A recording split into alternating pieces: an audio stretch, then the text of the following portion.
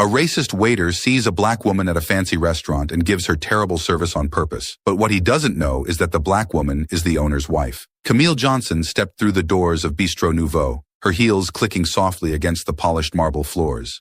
The restaurant was alive with the quiet hum of conversation, the clinking of wine glasses, and the soft music playing in the background. The dim lighting gave the place an intimate, upscale atmosphere, one that Camille had always appreciated.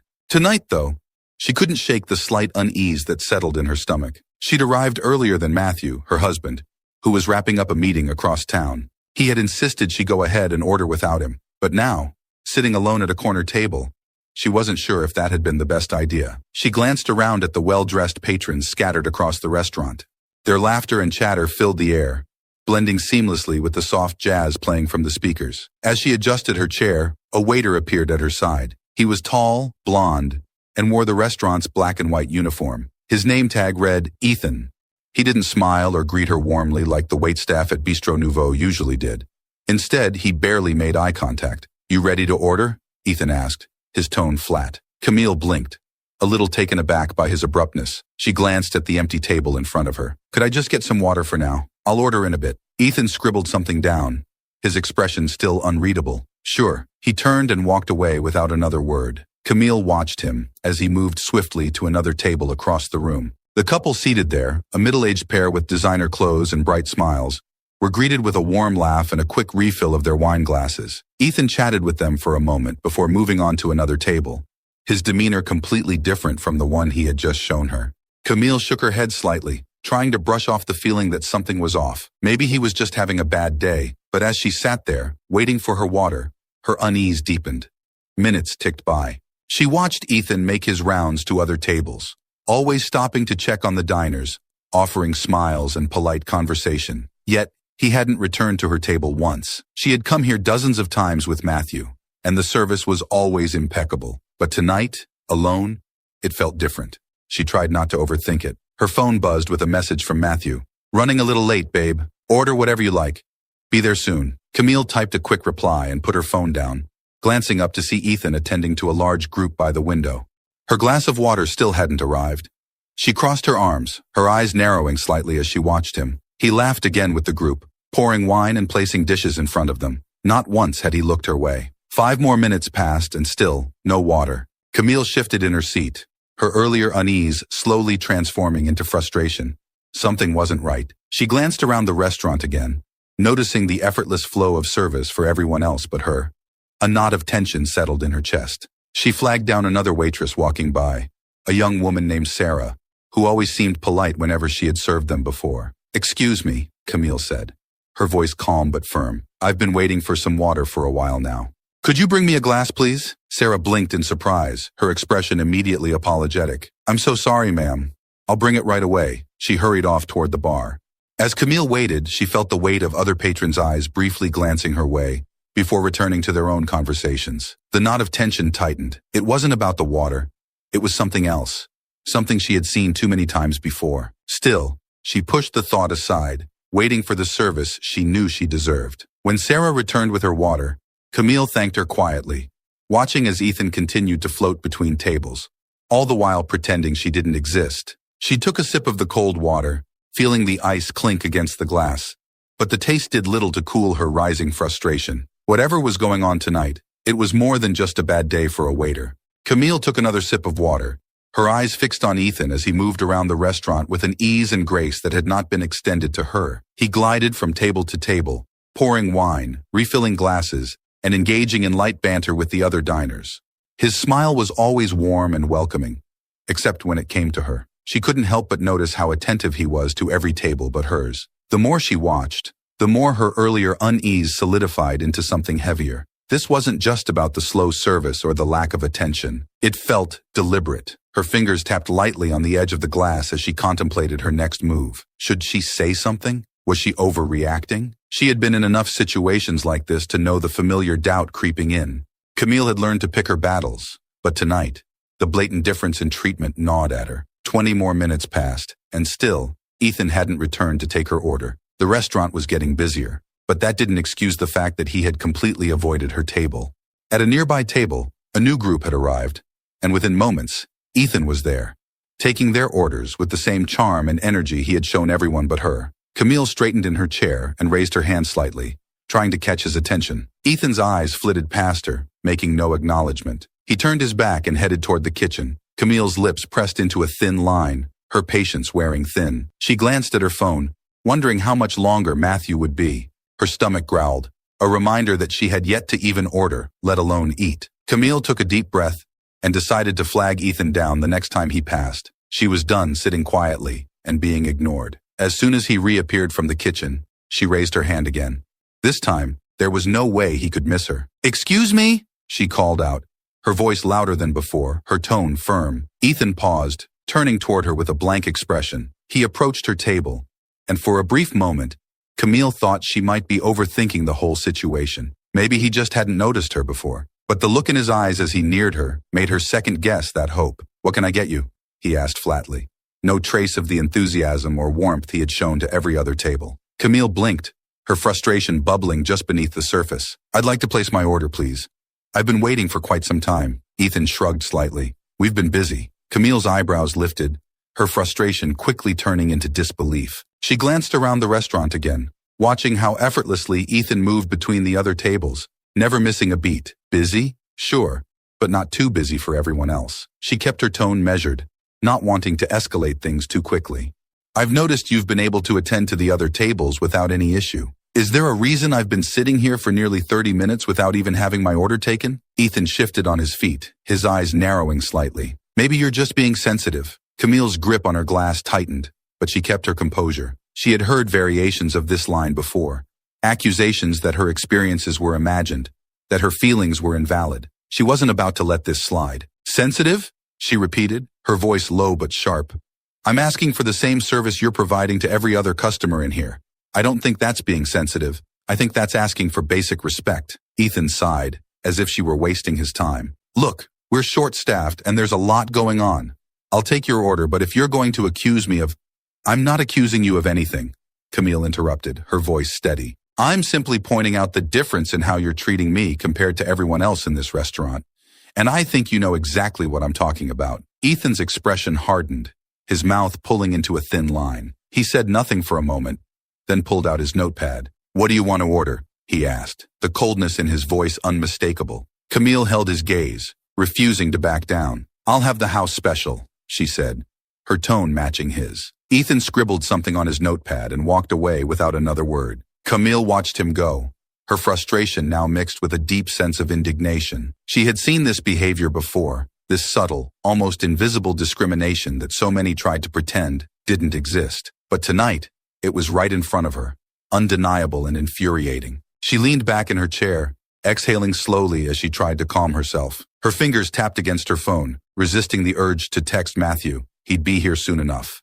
But even as she tried to focus on the food that was finally, hopefully, on its way, Camille couldn't shake the feeling that things were only going to get worse. This wasn't over. Camille sat in silence, her frustration simmering as the minutes ticked by. Ethan hadn't returned since taking her order, and though the restaurant bustled around her, she felt like she was in a bubble, ignored, overlooked, and isolated in a place that should have made her feel welcome. She glanced at her watch. It had been nearly 45 minutes since Ethan had scribbled down her order.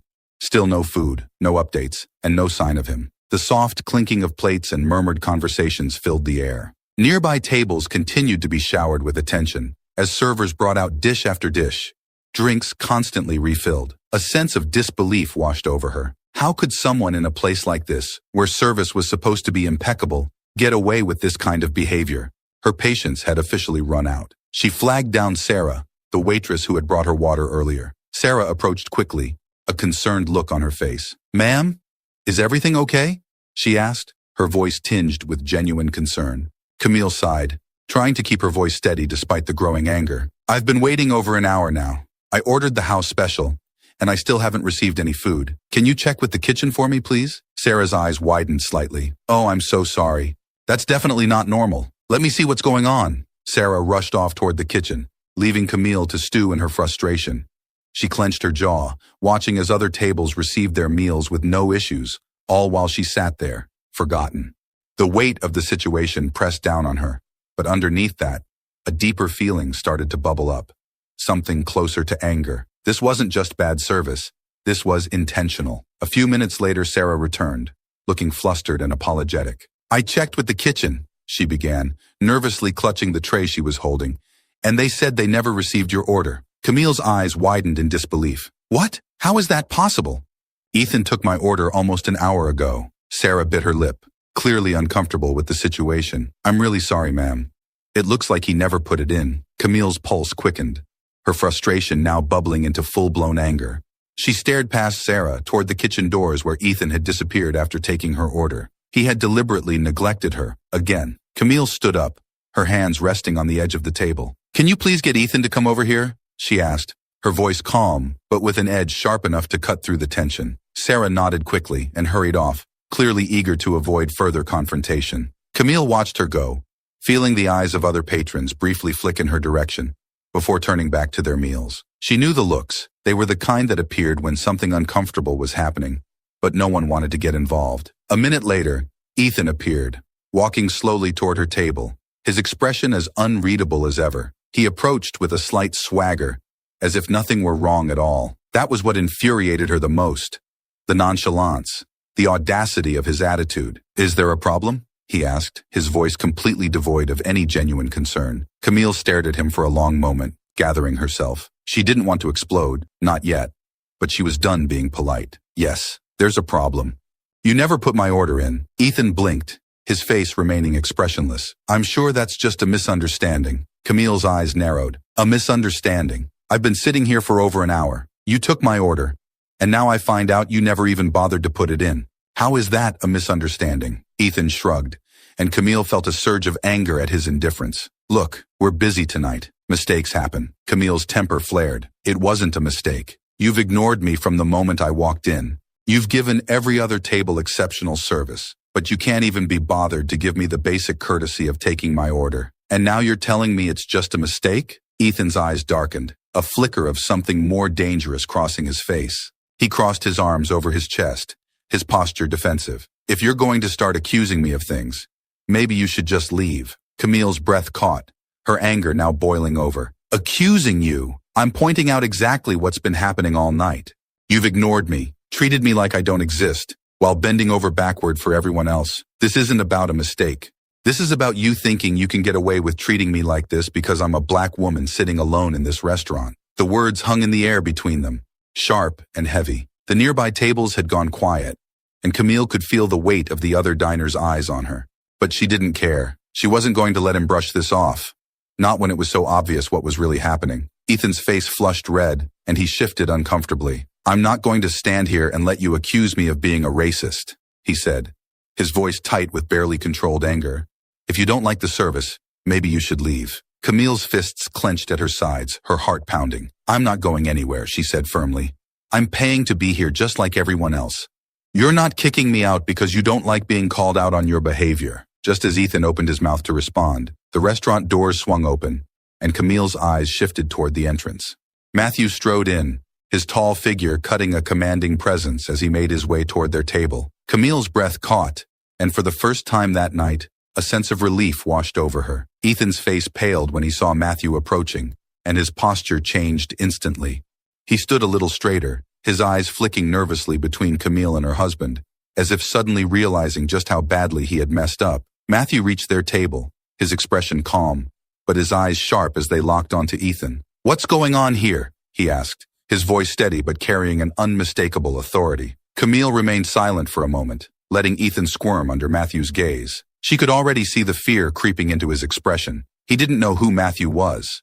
At least not yet. Your waiter here, Camille said slowly, has been ignoring me all night, never put in my order, and is now trying to kick me out because I called him out on his behavior. Matthew's eyes didn't leave Ethan. Is that so? Ethan opened his mouth, but no words came out. His face was ashen now, his earlier bravado completely gone. He finally seemed to realize who Matthew was, and Camille could practically see the gears turning in his head, trying to figure out how to salvage the situation, but it was already too late. Ethan stood frozen in place, his face pale as he stared up at Matthew. The confidence and smug attitude he had displayed earlier evaporated in an instant. Camille sat back in her chair, watching the shift in power play out right before her eyes. She didn't need to say anything more. Ethan had just realized who he was dealing with, and there was no way out for him now. Matthew's gaze remained steady, his eyes never leaving Ethan's face. He crossed his arms, his presence radiating quiet authority, but his tone remained calm, measured. "So," Matthew said, his voice low but carrying across the now silent section of the restaurant, "you've been ignoring my wife, have you?" Ethan stammered, his words stumbling over themselves. No, sir, I wasn't." He glanced nervously around the room, as if searching for someone to rescue him.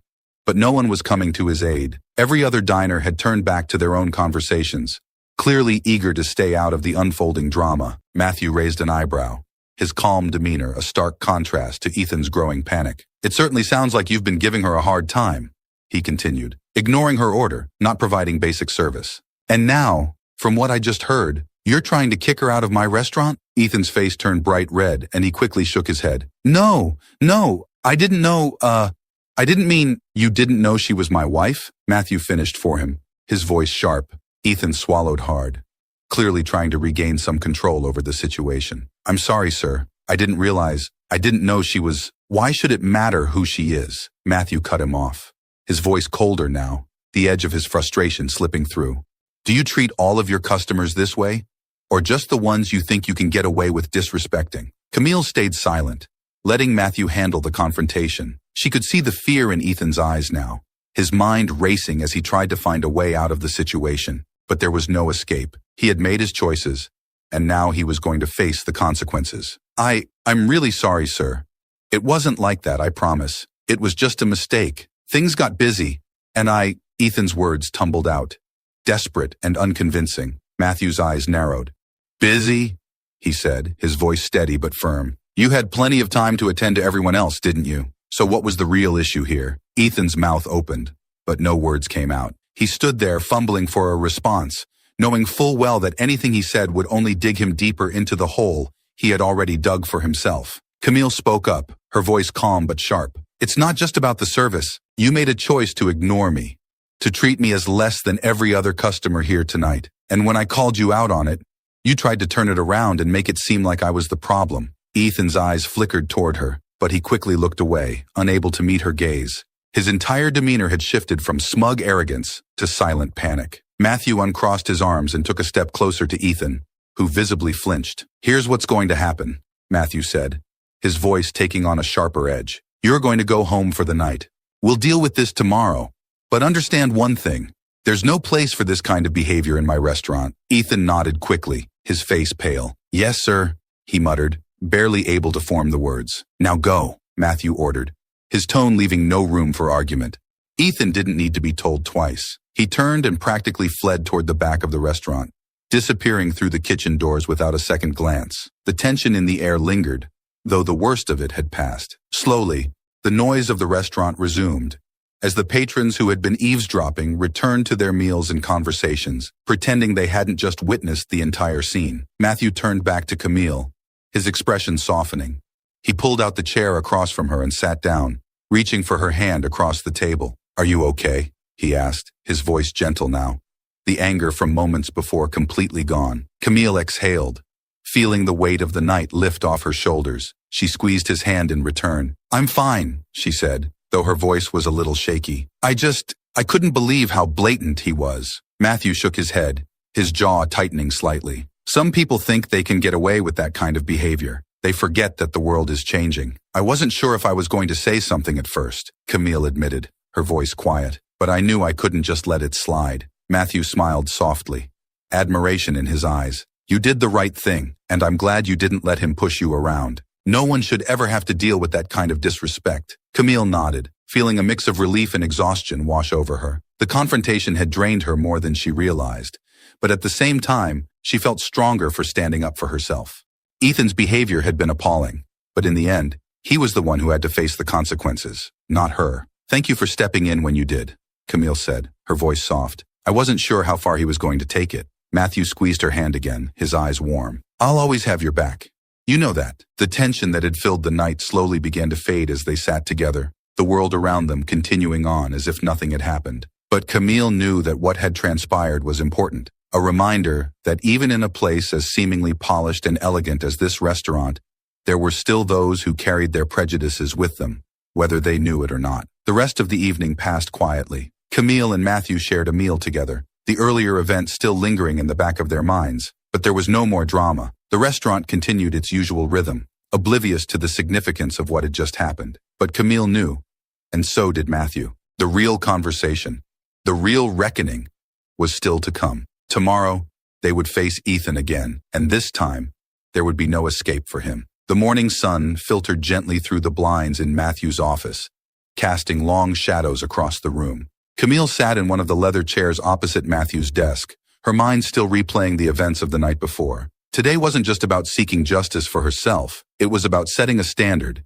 ensuring that people like Ethan understood that their actions had consequences. Matthew sat behind his desk, his expression calm but serious. He flipped through a few documents, occasionally glancing up at Camille. "You sure you want to be here for this?" he asked, though he already knew her answer. "Absolutely," Camille replied firmly. "This isn't just about you or the restaurant.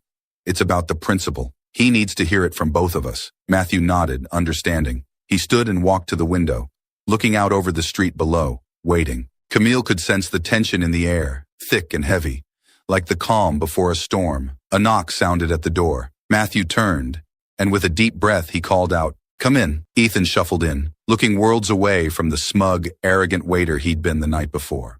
He avoided their eyes, his steps hesitant. Camille noticed the slight tremor in his hands as he sat down, his usual bravado replaced with nervous uncertainty. "Morning," Matthew said, his tone flat. Ethan swallowed and nodded, clearly anxious. "Morning, sir," he mumbled. Matthew didn't waste time with pleasantries. "We need to talk about last night," he said, his voice calm but carrying the weight of authority. "You're aware of why you're here, right?" Ethan nodded quickly, his eyes darting between Camille and Matthew. "Yes, sir.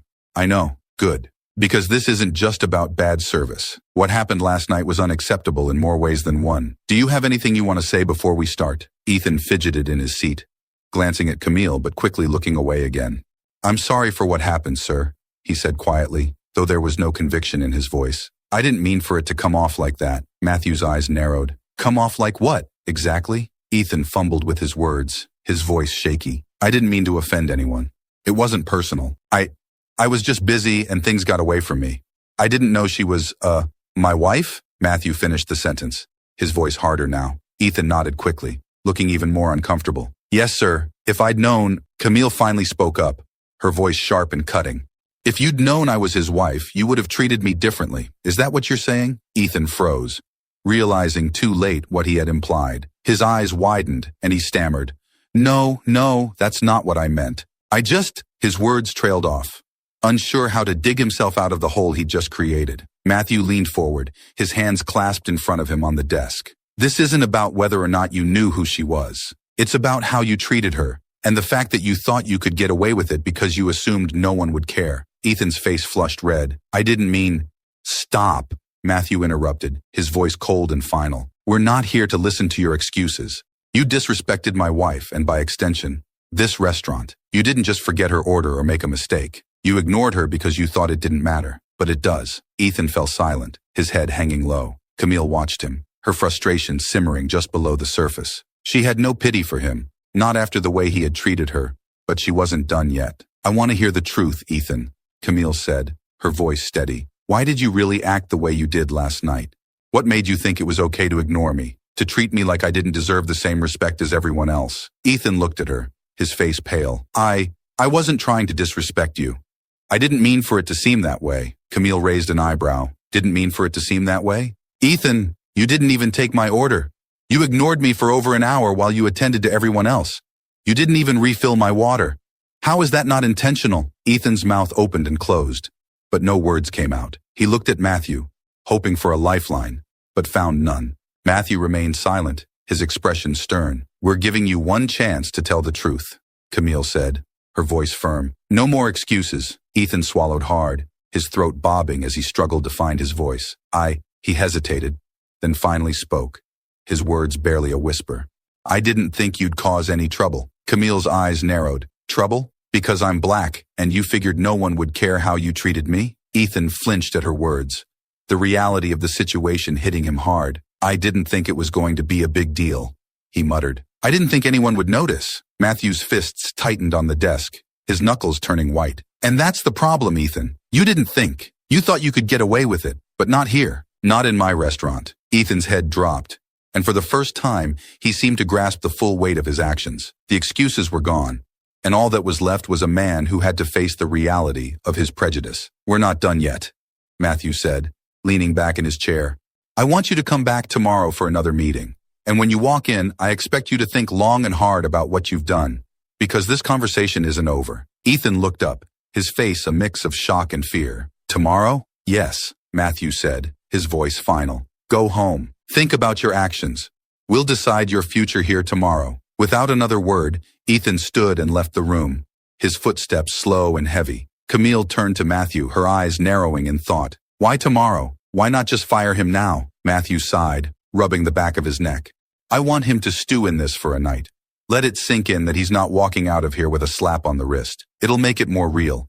Besides, there's more I want to hear from him tomorrow. He needs to come to terms with what he did, and I need him to admit it fully. Camille nodded slowly. You're giving him more chances than I would, but I trust you.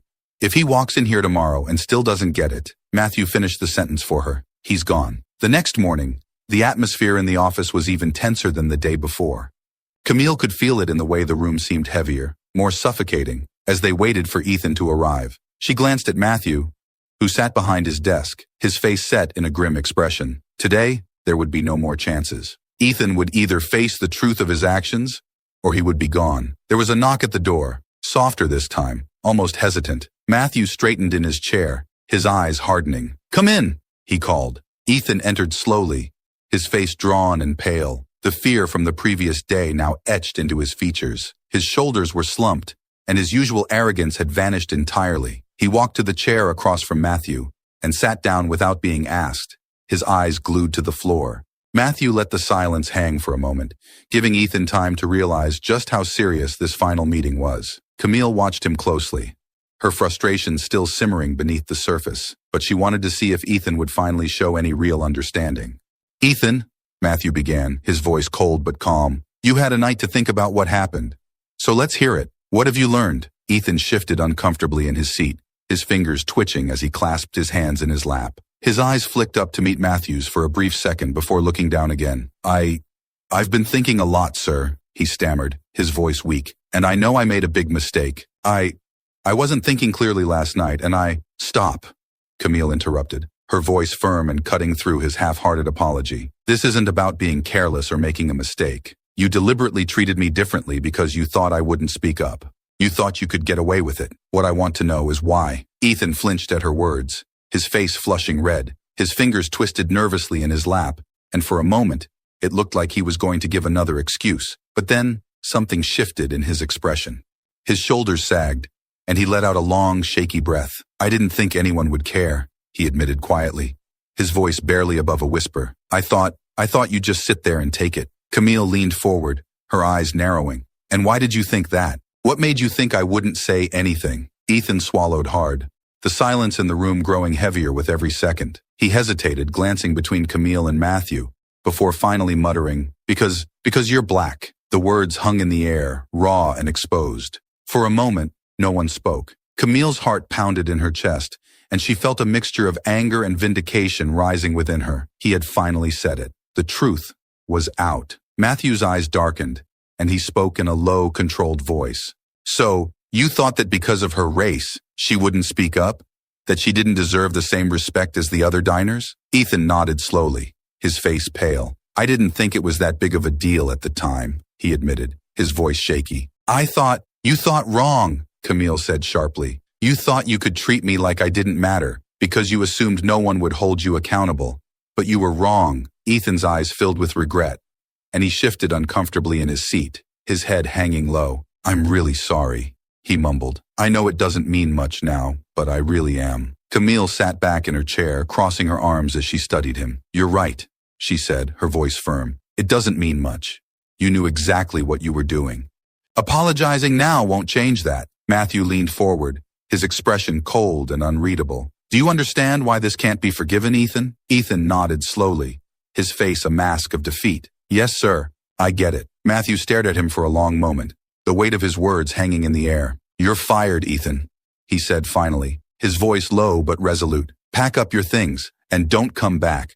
This restaurant has no place for people who treat others with disrespect and prejudice. Your actions not only hurt my wife but also damage the reputation of this establishment. Ethan's face crumpled, but he didn't argue. He knew this was the end. Slowly, he rose from the chair, his shoulders hunched, and nodded once more. I understand, sir, he mumbled. I'm really sorry. Apologies won't fix this, Matthew said quietly, his eyes hard. Now go. Without another word, Ethan turned and left the office, the door clicking shut behind him. The silence that followed was heavy, but this time it wasn't filled with tension. It was filled with finality. Camille let out a slow breath, her body relaxing as the weight of the situation lifted off her shoulders. Ethan was gone, and the restaurant was better for it. Matthew leaned back in his chair, rubbing his temples. I wanted to give him the chance to be honest, he said softly, but I knew he wouldn't make it right. You did the right thing, Camille said, her voice gentle but firm. He needed to go. People like him don't just change overnight. Matthew nodded slowly. I know.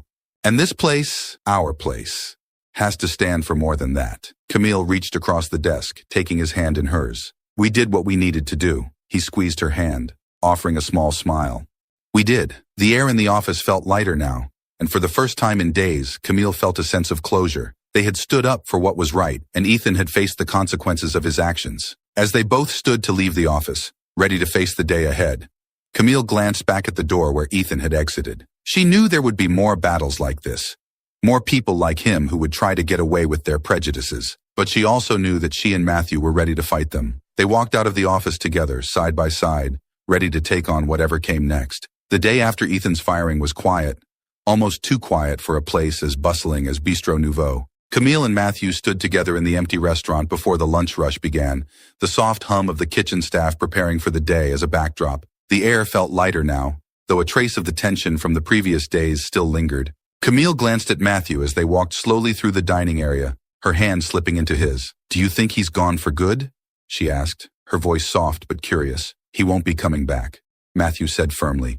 I made that clear. Camille nodded, knowing that Ethan's chapter at the restaurant was well and truly closed, but a lingering thought sat at the back of her mind, one she had yet to voice. You know, she began, I kept thinking last night, if Ethan had such a problem with black people, why did he even work for you in the first place? Matthew raised an eyebrow, a small smile pulling at the corner of his lips. I've wondered the same thing. It's funny how people like him think they can hide behind a job, a uniform, and their own twisted logic. But eventually the truth always comes out. Camille sighed, a mixture of frustration and disbelief washing over her. It's so absurd. He's working for a black man, someone who built this place from the ground up, and yet he has the audacity to think he can treat someone like me, like us, as if we don't belong. The hypocrisy is unbelievable. Matthew shook his head, his expression turning serious again. It's the way people like him justify their actions. They think they can compartmentalize their hatred, hide it behind a paycheck or a title. But at the end of the day, it always comes down to fear. Fear of losing power, fear of change, fear of seeing people they don't respect succeed. Camille leaned against one of the polished tables, her fingers tracing the edge of the silverware set out for the day's guests. I still can't believe it. The nerve of someone like that, working in a place built by a black owner, thinking he could look down on me. Matthew smiled softly. He won't be the last, unfortunately. But at least here we've set the standard. People like him won't last in our world. Camille felt a surge of pride as she looked around the restaurant. It was more than just a business. It was a place that stood for something bigger than either of them individually. Matthew had built it from nothing, and together they had made it a success. One that welcomed everyone with respect and dignity, no matter who they were. She straightened up, feeling the weight of the past few days finally lift. You're right, she said quietly. This place isn't just a restaurant. It's a statement. Matthew nodded, his eyes soft as he looked at her. It always has been. They stood in silence for a moment, letting the truth of those words settle between them. The restaurant was more than a business venture or a source of income. It was a space where people of all backgrounds, races, and identities came together, a reflection of the world they wanted to see, and anyone who couldn't respect that didn't belong there. As the staff began to file in, preparing for the lunch crowd, Matthew took Camille's hand and led her toward the back, where they could enjoy a quiet moment before the busy day began. They passed through the kitchen, where the chefs greeted them with warm smiles, and out into the small courtyard behind the building.